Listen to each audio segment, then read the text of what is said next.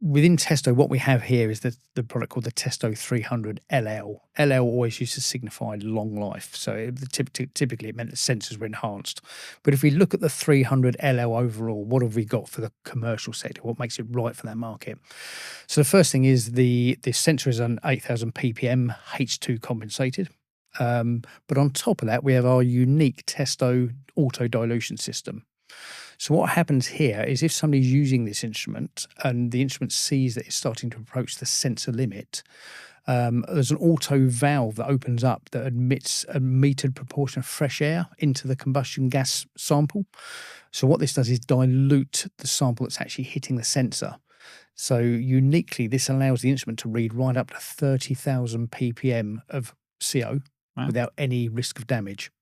But the dilution just generally can help with the lifespan of the CO sensor because it's not it basically stops the instrument getting a full hit right up to its limit of CO. So the auto dilution on the LL is a very important feature for the commercial market. On top of that, unlike our standard sample probe that's supplied with the domestic analyzers, the commercial sampling probe is what we call a modular construction. So what we mean by that is you can actually exchange the sampling probe tips, the actual metal section itself.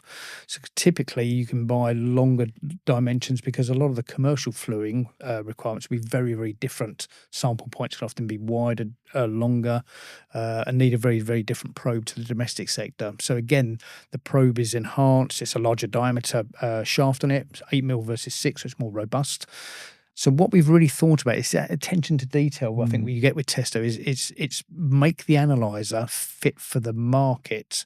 And when we're talking about the commercial sector, very, very different requirements that the engineer typically has compared to a domestic engineer.